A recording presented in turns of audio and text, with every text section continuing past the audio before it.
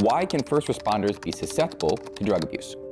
One of the reasons we tend to admire first responders is that they're often the first to respond to dangers. Fires, natural disasters, mass casualty events.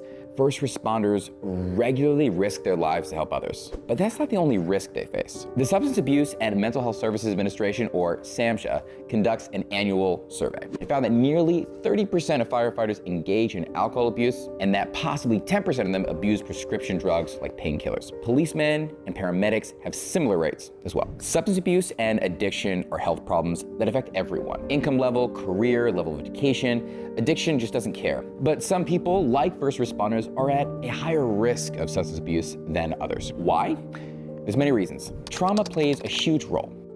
For most of us, traumatic events are relatively rare. We might experience only one or two during our lives. Even so, these events often mark us for a lifetime. First responders, on the other hand, experience traumatic events constantly. They see acts of horrific violence, are regularly at risk of injury, assault, and death, and see the consequences of traumatic events in great detail. And while they're highly trained and motivated to help and serve others, that doesn't mean they're immune to the effects of trauma.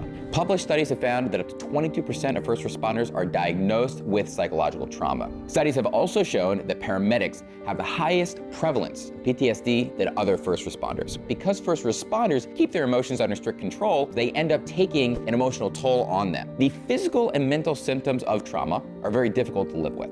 Self-medication to manage the intrusive thoughts and unpleasant emotions caused by trauma is what many people end up doing to deal with their trauma. Other risks.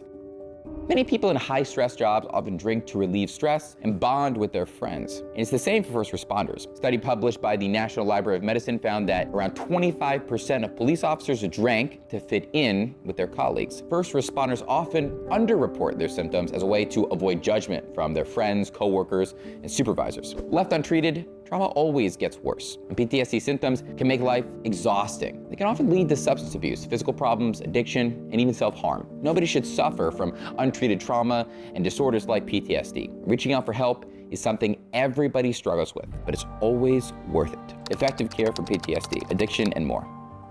As a family-owned rehab, the Edge Treatment Center has a deep understanding of the ways trauma and addiction are related. I'm Jeremy Arzt.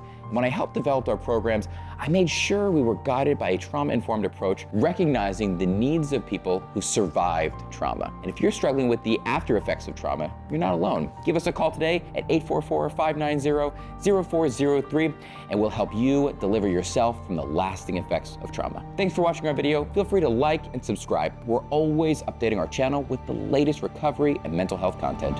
See you next time.